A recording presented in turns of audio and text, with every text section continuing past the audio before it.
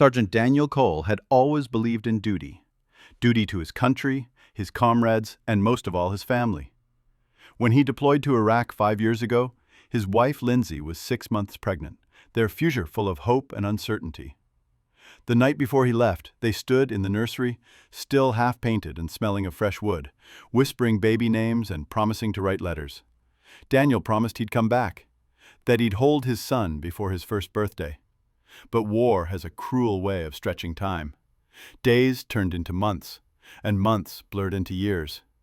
The desert heat burned his skin, mortar fire shook his bones, and silence between letters grew wider than the distance between continents. Still, Daniel stayed alive, fighting, surviving, earning stripes and scars. His unit joked that he was bulletproof. He wasn't. Not really. He just had something to live for. Every firefight, every IED near miss, every night patrol, he pushed through it all thinking about home, about holding his son for the first time, about rebuilding everything he'd put on pause. He clung to that dream like a lifeline. When the day finally came, honorable discharge in hand, duffel bag slung over his shoulder, and boots worn to the sole, Daniel stepped off the military transport into a world that felt eerily quiet. America hadn't changed, but something felt off. He took a cab to a suburban neighborhood, a place he remembered as cookie-cutter clean, with cheerful mailboxes and freshly painted fences. But the grass on his lawn was tall, wild, and yellowed. The little flagpole he'd installed was bare. No yellow ribbons, no welcome signs, just a cold paper taped to his front door with the bold red header, HOA violation, immediate attention required. His hand trembled as he pulled the paper down. Confused, he knocked on the door, unsure if Lindsay was home, unsure of anything anymore. The door opened with a soft creak, and there stood a boy, no more than 4, staring at him with bright green eyes that almost mirrored his own. Almost. Then came Lindsay, her face pale as a ghost, the breath stolen from her chest the moment she saw him. "Danny," she whispered, tears gathering. "Oh my God, I thought you were—" She didn't finish. She didn't have to. Daniel knew what came next. He'd seen it in war too many times. People move on when they think you're never coming back. Then, like a slow-moving nightmare, George Brandt appeared behind her, wearing nothing but joggers and a confident smirk. Daniel blinked twice. George, the HOA president? The guy who once knocked on his door to complain about a chipped mailbox. The man who offered to keep an eye on things while Daniel was deployed. That same George was now standing in his kitchen, holding the same ceramic mug Daniel bought on base before he left. "What the hell is this?" Daniel muttered, every muscle in his body tightening like a tripwire. Lindsay stepped in front of George, as if shielding him, but it was too late. Daniel saw it all. The way George casually rested a hand on her waist. The way the boy, his son he thought, turned and called out to him, "Daddy?" But not to Daniel, to George. The air left his lungs like he'd been hit by a sniper round. He stumbled backward, eyes wide. He didn't shout, didn't punch, didn't cry. Soldiers are trained to endure shock. But nothing in his military training prepared him for this. Daniel walked away that evening in a daze, as if he were back in Baghdad under a red sky. He checked into a roadside motel 2 towns over, the wallpaper peeling and the mattress hard. But he didn't care. He sat on the edge of the bed, staring at the faded photo of Lindsay in his wallet, the one he'd carried in his chest pocket every day in Iraq. He felt like a stranger to his own life. 5 years of service, 5 years of sacrifice. For what? To come home and be erased like he never existed? George Brandt wasn't just some random man. He was the damn HOA president, the guy with keys to every house, control over every lawn, mailbox, and neighborhood rule. He had power, and he used it. Used it to slither into Daniel's family, his home, and even the role of father to a child who might not even be his by blood. Daniel didn't know what was worse, the betrayal or the fact that everyone probably let it happen, quietly, conveniently. The community didn't rally around the soldier's wife. No, they embraced the HOA president, because that's how power works in neighborhoods like this. But Daniel wasn't broken. He was furious, and unlike the last war, this one would be personal. He didn't want to talk, didn't want apologies. He wanted vengeance, and he was going to take it, one brutal step at a time. Daniel didn't sleep that night. He sat on the edge of the motel bed, hunched forward like he was back in the sand, waiting for a dawn ambush. The dull hum of the broken AC was the only sound in the room, but in his mind there was a war raging. Over and over he replayed the scene, his son calling another man dad, Lindsay's guilt-ridden eyes, and George Brant standing in his home like a king. A part of Daniel wanted to storm the house right then and there, kick in the door, drag George out, and remind him what it means to mess with a soldier's life. But no, he wasn't going to be reckless. War had taught him one thing: revenge is better served methodically. You don't go for the kill first. You dismantle the target's world until he begs for mercy. And George Brant had built his empire right there in that HOA community. He wasn't just some sleazy neighbor who seduced a lonely wife. He was the man who ran the entire neighborhood like his own private dictatorship. He fined people for overgrown hedges. He inspected mailboxes with a ruler. He even had a seat on the town's zoning board. If Daniel wanted to hurt him, it wouldn't be with fists. It would be by tearing down everything he'd built, one brick at a time. The next morning, Daniel drove back into the neighborhood, this time not as a returning veteran, but as a ghost with a mission. He didn't go near his old house. Instead, he visited his old buddy Mark, a retired sheriff who still lived 3 streets over. Mark had always respected Daniel, called him a war hero, helped mow his lawn during the first deployment. When Mark opened the door and saw Daniel standing there, beaten down but burning with purpose, he didn't ask questions, just poured 2 coffees and listened.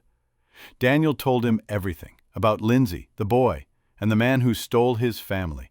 Mark didn't look surprised. In fact, he sighed like he'd been waiting for this day.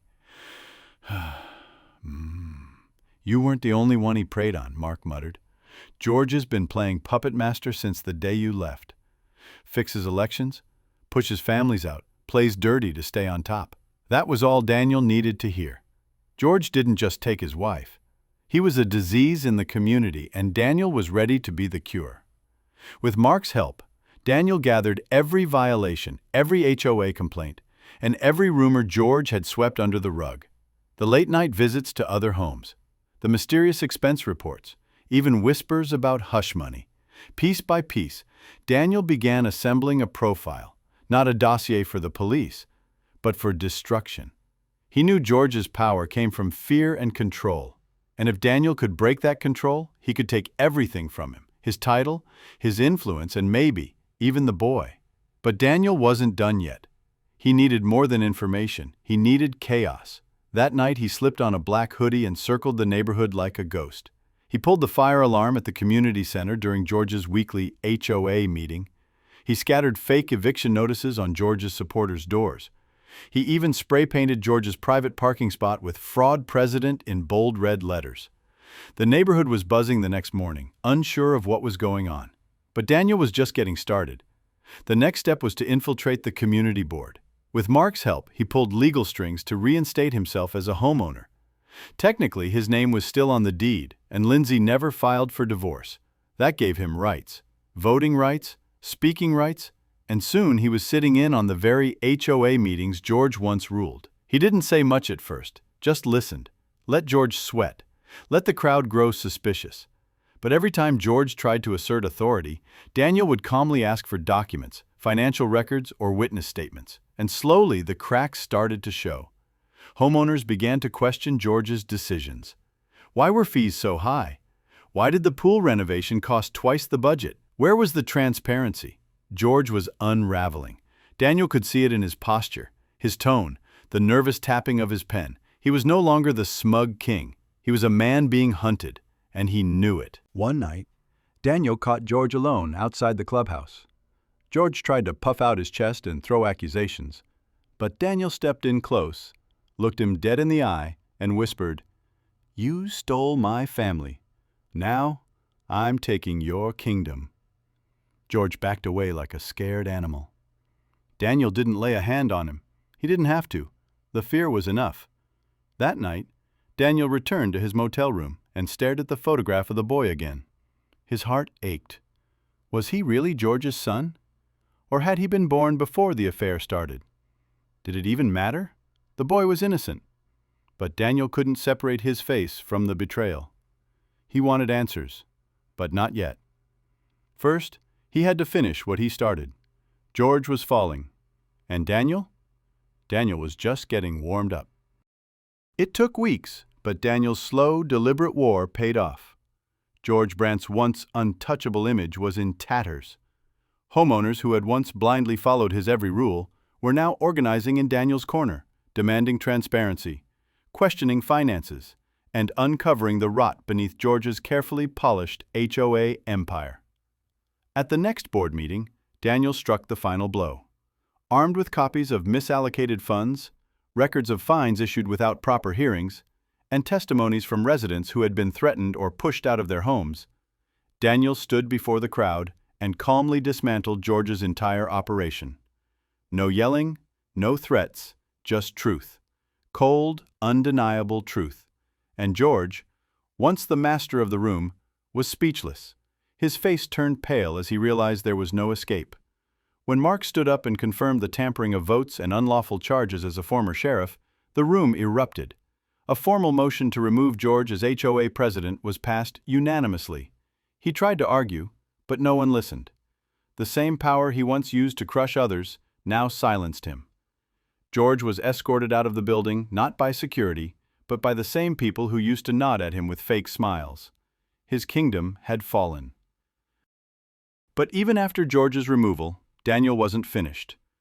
Revenge isn't just about justice. Sometimes it's about facing the past with brutal honesty, and Daniel still had one more battle to fight. Lindsay. He returned to his house, not to take it back, but to end what had been left unfinished. She opened the door slowly this time, no panic in her eyes, just the weight of regret. They sat across from each other at the same kitchen table where they used to eat dinner before the war, and for a long moment, neither of them spoke. Then, Lindsay broke the silence. She admitted everything. That George had helped her during the hardest time, that she thought Daniel had died in combat after no letters, no updates, that she was alone, raising a baby, and afraid, that it didn't start as love, but it ended that way. Daniel didn't flinch. He just listened. He didn't scream or cry. He simply asked one question. Is he mine? Lindsay's eyes filled with tears, and after a long pause, she shook her head. No, Danny, he's not. And just like that, Daniel's last thread to the past was severed. The boy he'd imagined holding, reading to, throwing a football with, that boy wasn't his. But strangely, Daniel felt lighter. The truth hurt, but it set him free.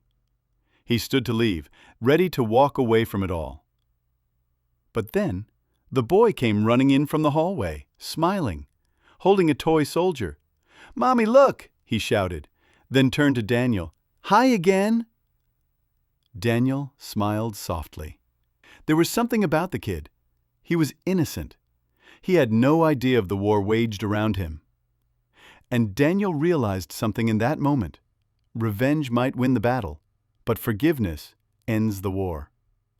He knelt down, handed the boy a firm handshake and said, "You take care of your mom, all right?" The boy nodded proudly, as if receiving a secret mission. And with that, Daniel left the house for the last time. He didn't look back. In the following weeks, Daniel moved into a small home outside town, quiet and tucked away from HOA politics and suburban drama. He started working with veterans in the area, helping them transition back into civilian life. He found purpose again, not in rage, but in rebuilding. Word spread quickly about what he'd done, how he took down a corrupt HOA tyrant without throwing a single punch. People admired him. But Daniel didn't care about admiration. He only cared that he finished what he started. George Brandt's reputation was ruined. He moved out of the neighborhood in disgrace.